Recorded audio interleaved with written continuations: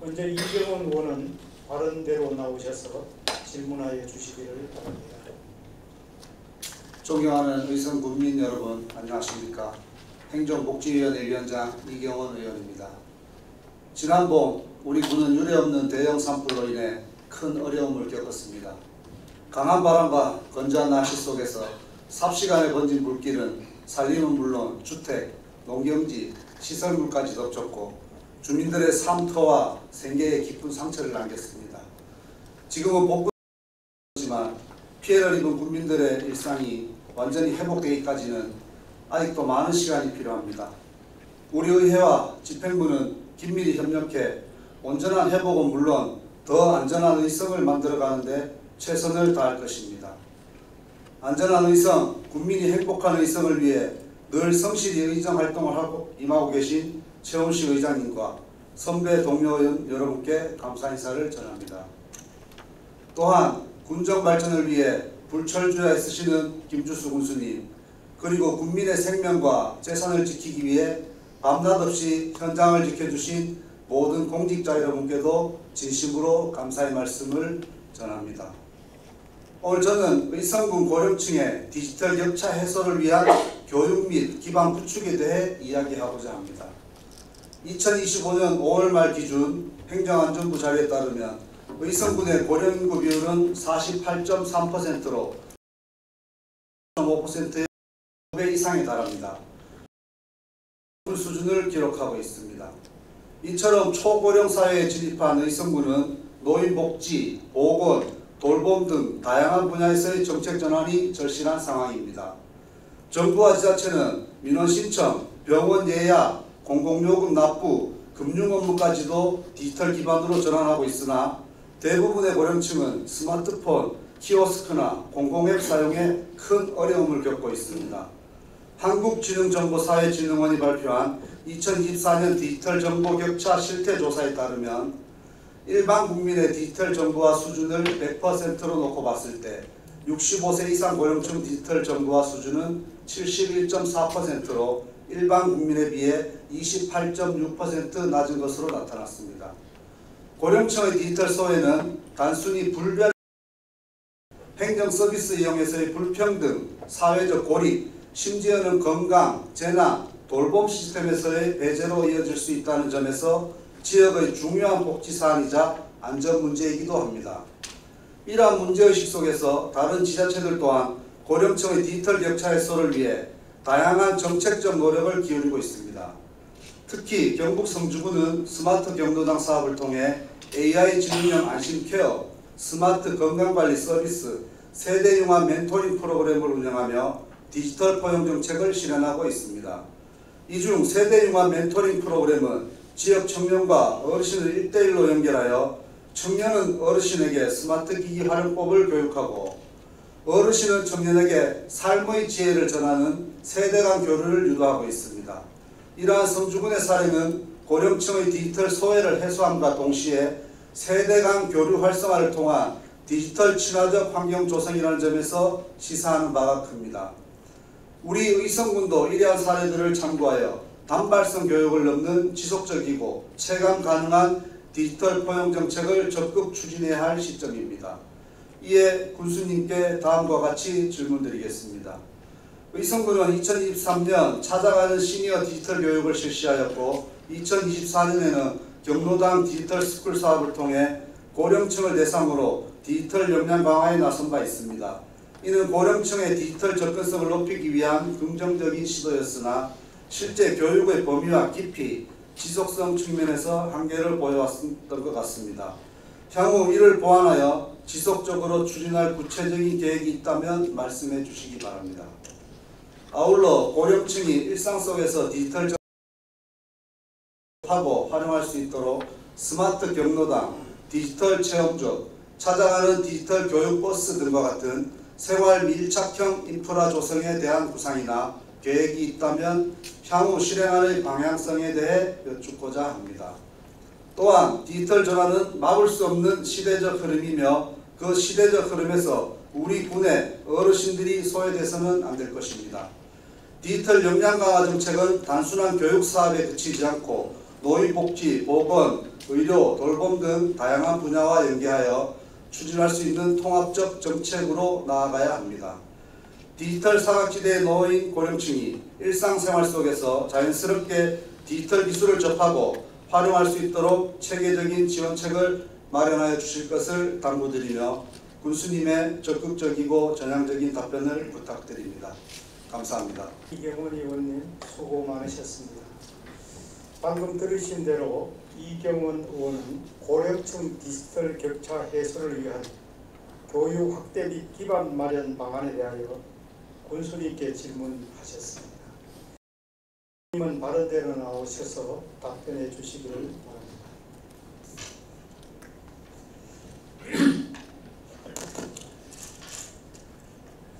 우성군수 김주수입니다. 복지 분야에 깊은 관심을 가지시고 특히 고령층의 디지털 격차 해소 분야에 대해서 지원해 주신 이경원 의원님께 감사드리고 또 질문에 답변 드리도록 하겠습니다. 이 의원께서 질문하신 내용은 첫째는 이제 고령층 대상 디지털 역량 강화에 대해서 군에서는 어떤 그 계획이 있는지와 두 번째로 생활 밀착형 디지털 인프라 조성에 대한 구상이나 계획의 향후 실행 방향에 대해서 질문 주셨습니다. 먼저 답변 드리기 전에 우리가 디지털 격차 해소 분야는 중앙과 지방, 특히 수도권인 서울을 비롯해 서울과 또 우리 광역 또 시군 간에도 상당히 또 이렇게 격차가 있는 것도 사실이고, 이와 함께 세대 간에도 이렇게 격차가 있는 것도 사실입니다. 이러한 분야를 해소하기 위해서 사실상 그 정부 중심으로 해서 여러 가지 이제 국가적인 과제로 가는 것은 우리가 이제 국가 간의 경쟁력 강화를 위해서 여러 가지가 하고 있습니다만은 이러한 그 세대 간의 특히 노인층의 디지털 경영 그 해소 문제에 대해서는 지자체의 목표라고 생각합니다. 다만 이제 중앙정부에서도 이렇게 보건복지부를 중심으로 해서 부분적으로는 지원을 합니다만은 실제적으로 그렇게 도움이 될 만한 그런 상황은 아직은 초기 단계라고 이렇게 생각합니다. 말씀 주신 것 중에서 이러한 그 고령층, 특히 의성같이 절반이 65세 이상인 그 지역에 대해 디지털 역량 강화 사업 계획 분야에 대해서 이제 말씀드리면, 물론 이제 최근의 상황입니다만은 지난 2023년에 우리가 찾아가는 시니어 디지털 교육을 통해 노인 복지관, 우리가 이제 의성과 금성과 함께 세 곳에서 또 그 교수기 교육을 하고 또 경로당 36개를 대상으로 해서 경로당과 또 이렇게 키오스크와 스마트폰 사용법 교육을 시행했습니다. 그러나 이러한 그 노인들의 그런 교육이라는 것은 한 번 한다고 해서 되는 게 아니라 한 번 하면 또 잊어버리고 해서 계속해서 반복을 해야 되는 그런 교육. 저희들 같은 경우에는 536개라는 그런 경로당, 또 복지관, 또 이제 분단에서 또 경북에서도 시군단에서도 제일 많은 그 세계 지역이라서 쉽지 않은 그런 상황입니다. 그러나 이제 점점 확대를 해고요.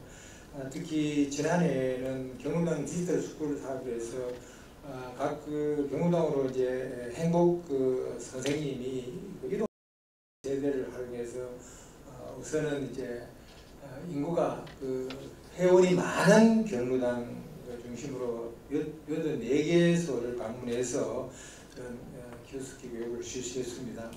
또 뭐 어른들 중에서 많은 분들이 관심은 뭐 가졌습니다만은 또 분들도 계시겠습니다. 그러나 이게 또 관심들이 많으셔서 두 대를 교수 두 대를 추가로 구입해서 실제와 같은 상황을 만들어서 역량 그런 강화 교육을 해서 우리 어른들의 디지털 그런 접근 능력을 향상시키는데 이 정도는 뭐 이렇게 관심을 유발하고 만들었습니다. 그래서 이런 그 기초 기반을 통해서 금년부터는 우리가 이제 행복 선생님들이 243개소의 경로당을 지속적으로 방문해서 우리가 일상생활 속에서 디지털 기기를 우리가 쉽게 또 친숙하게 접근할 수 있도록 다양하게 이렇게 지원은 하고 있습니다.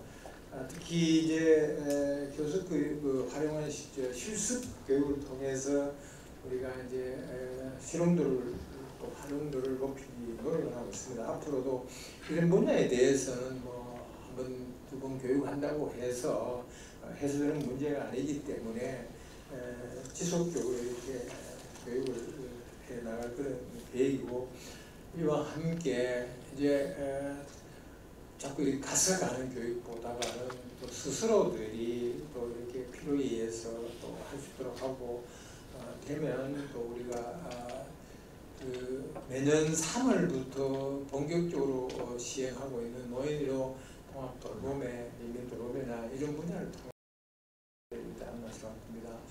다만 농촌 지역은 지역 간의 디지털 디바이드 문제가 또 심각한 그런 문제라서 어떻게 보면 이제 지역의 65세 이상 고령층이 아니더라도 이렇게 디지털 분야에 대해서는 떨어져 있는 건 그런 사실입니다.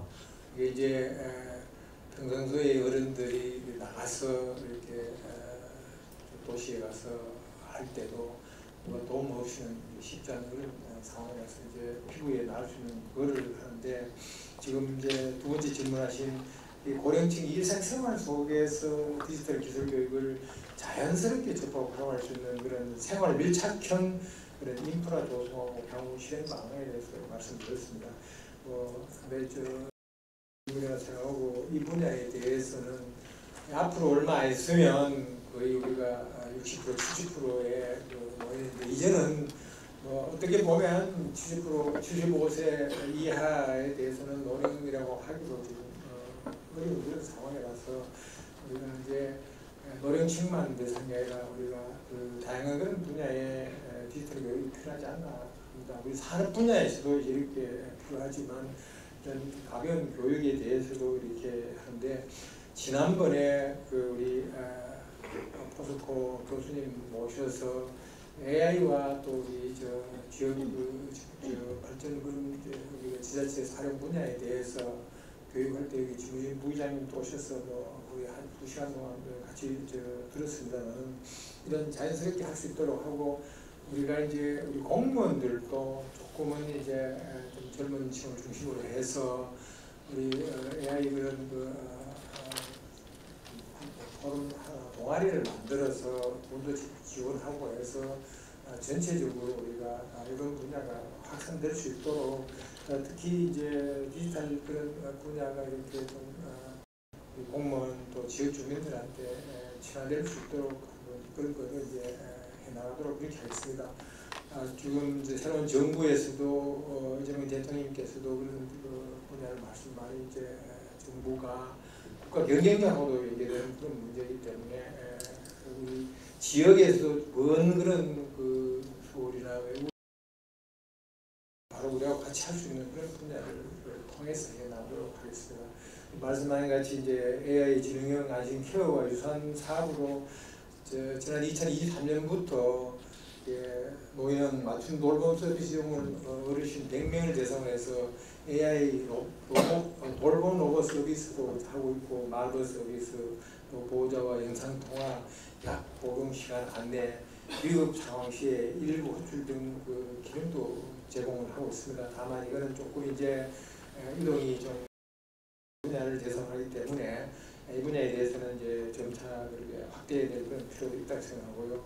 그리고 이제 스마트 건강관리 서비스도 AI나 IoT 기반 어르신 건강관리 사업을 지난 2023년부터 실시해서 디지털 기기를 어르신의 가정 내에 설치해서 혈압이나 혈당, 몸무게 등을 측정하고 그에 따라서 맞춤형 건강 컨설팅을 제공해서 어르신이 더 건강해질 수 있는 그런 동기를 마련하는 사업도 이렇게 추진하고 있습니다. 특히 응급안전-안심 서비스에서 823명의 독거노인과 장애인 대상자 가정에 디지털 장비를 설치해서 상시 모니터링을 실시하고 있는 상황입니다.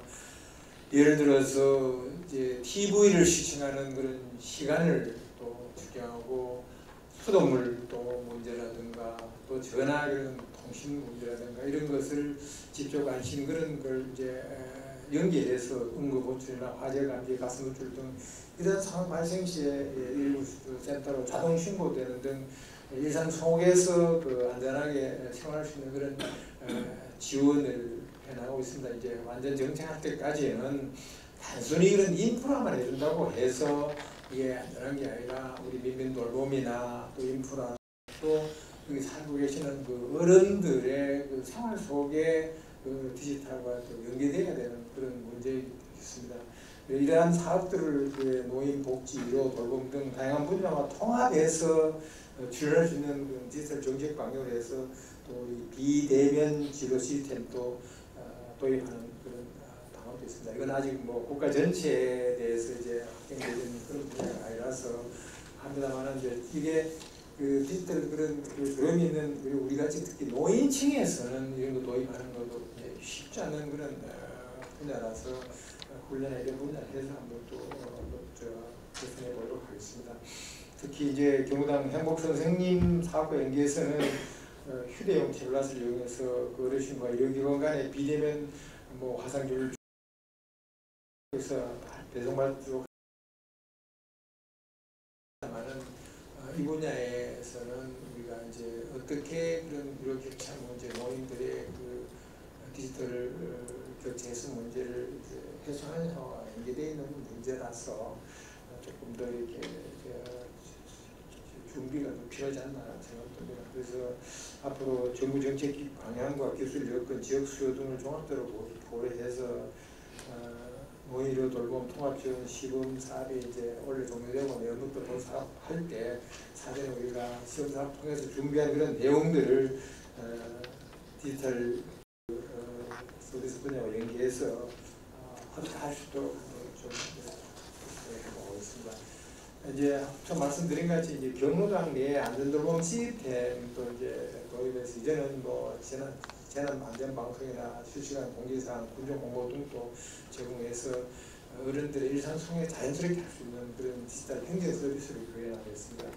특히 장마와 이렇게 우리 지역에 대해서 비가 많이 올 때 그 동네 그 방송을 통해서 하면은 그 빗소리나 잘 듣지를 못해서 그 노인들은 또 잘 귀 못 기르기 때문에 이런 분야에 대해서도 우리가 개인 그 가정에 들어가는 그런 서비스 분야도 워낙 뭐 대형의 금액이 많이 듭니다만은 그러나 이게 이제 여기 도심 같은 데는 조금은 이제 뒤로 밀더라도 그 떨어져 있는 그런 분야라는 거 그런 위험들에 우선적으로 공급해서 우리가 안전 분야도 이렇게 각자 해소해 나가도록 하겠습니다.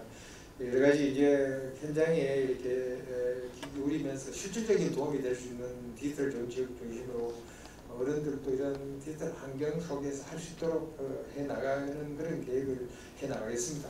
근데 이제 무엇보다도 중요한 것은 그 어른들 스스로 그 디지털에 대해서 두려움이나 또 이런 회피하지 않고 이제 그게 순응하면서 또 이렇게 하려고 하는 그런 자세가 필요하다고 생각합니다. 아무리 교육해도 한번 들으면 또 돌아서면 잊어버리고 또 뭐 해야 되고 하는 거기 때문에 제가 보기엔 이제 교육 가지고 해소가 참 어렵지 않느냐. 우리가 그동안에 이제 여러 가지 이제 전산 그런 다만은 교육 수요는 넘쳐지지만 이게 또 물론 뭐 노령층도 있는데 대체로 이제 젊은이나 중년층 계속 이렇게 하다 보니까 쉽지도 않습니다. 그러니까 이제 이런 것을 우리가 정말 우리한테 맞는 그런 그 디지털 서비스를 실제 첨단이 하는 그런 지역의 다양한 분야를 하면서 단독 이거할 경우에는 쉽지 않습니다. 그래서 이제 서로가 연계해서 할 수 있는 분야를 복합적으로 만드는 게 필요하지 않나 그런 생각이 듭니다. 어차피 가야 할 길은 분명하니까 하나 둘 전체적인 그런 그 어르신 복지 사업과 연계해서 그래서 저희들이 이제 보건소와 복지과와 해서 이제 통합해서 의성형 복지시설 만들고 또 찾아가는 그런 복지팀도 만들고 또 정부에서 시범사업 지구로도 선정받아서 3년 동안 해나오는 이런 것들 그리고 그동안에 이제 부분적이지만은 그런 디지털 교육을 통해서 해나가는 걸 잠깐 또 이제는 평가해서 말씀하신 대로 미리 한번 만드는 것을 필요하지 않나 생각합니다. 그렇게 한번 만드는 수준에 보도록 그렇게 하겠습니다. 우리 이경원 의원님께서 질의하신 그런 내용에 대해서 감사드리고 또 차분히 현실을 잘 정리하고 그런 실태도 파악해서 그것이 이제 디지털 그런 교차 해소들이 누구나도 받을 수 있도록 최선의 노력을 다해나가고 아직까지 보시는데 이제 부족하시겠지만은 이렇게 그동안에 산발적으로 되어 있는 것들을 좀 통합하고 또 발전시켜서 실질적인 도움이 될 수 있는 분야로 해나갈 수 있도록 노력하겠습니다. 고맙습니다.